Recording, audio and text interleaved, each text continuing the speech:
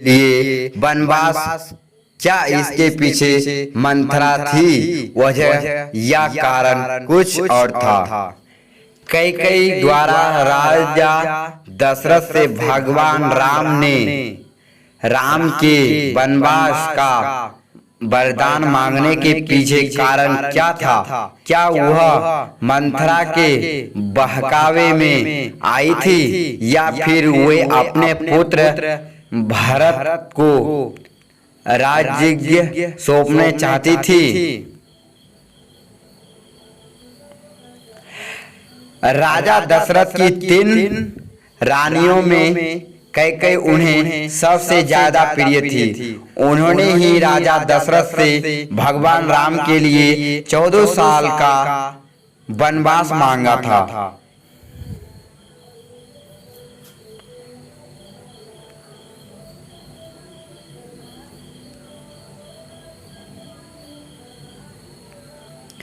यही कारण है लोग ने कैकेयी को नकारात्मक रूप में देखता है, लेकिन कैकेयी द्वारा राजा दशरथ से भगवान राम के वनवास का वरदान मांगने के पीछे कारण क्या था। क्या वह मंथरा के बहकावे में आई थी या फिर वे अपने पुत्र भरत को राजगद्दी सौंपना चाहती थी।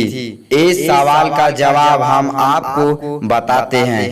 एक बार देवताओं और असुरों के संग्राम में देवराज इंद्र ने राजा दशरथ से मदद मांगी थी। उस वक्त राजा दशरथ के साथ रानी कैकेयी भी उनकी सारथी बनकर गई थी। युद्ध भूमि में रानी कैकेयी ने राजा दशरथ की प्राणों की रक्षा की थी, जिससे खुश होकर राजा दशरथ ने कैकेयी से 2 वरदान मांगने को कहा था, लेकिन कैकेयी ने कहा कि वह समय आने पर वरदान मांगेगी। आगे चलकर कैकेयी ने अपने दोनों वरदान दशरथ से मांगे, जिसमें एक श्री राम के वनवास से जुड़ा था और दूसरा कि उनके पुत्र भरत को गद्दी पर बिठाने से। लेकिन ऐसे वरदान कैकेयी मना मांगे क्यों? दरअसल राजा दशरथ की रानी कैकेयी राजा अश्वपति की बेटी थी। राजा अश्वपति के राज पुरोहित श्रवण कुमार के पिता रत्नश्री थे।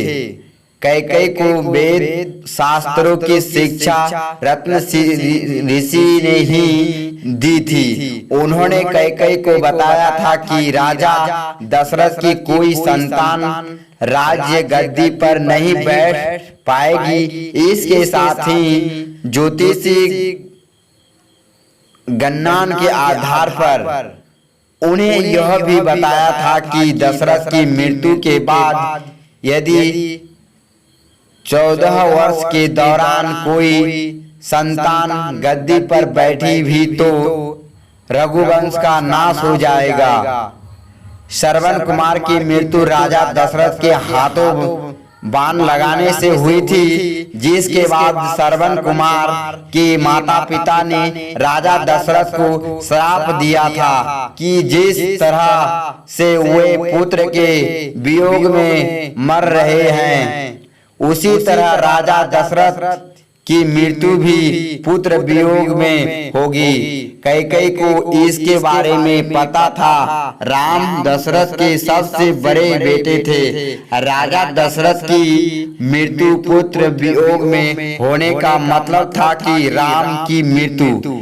कैकेयी राम से बहुत प्रेम करती थी और उन्हें खोना नहीं चाहती थी, इसलिए उन्होंने राम के लिए 14 वर्ष का वनवास मांग लिया। कैकेयी यह भी नहीं जानती थी कि राम रघुवंश के नाश का कारण बने और उन्हें यह वरदान मांगे कि भरत को राज्य दिया जाए। प्रभु श्री राम ने कभी माता कैकेयी को गलत नहीं कहा। साथ ही जब भरत ने अपनी माता को कटु वचन कहते तो प्रभु श्री राम ने उन्हें रोका भी। यह भी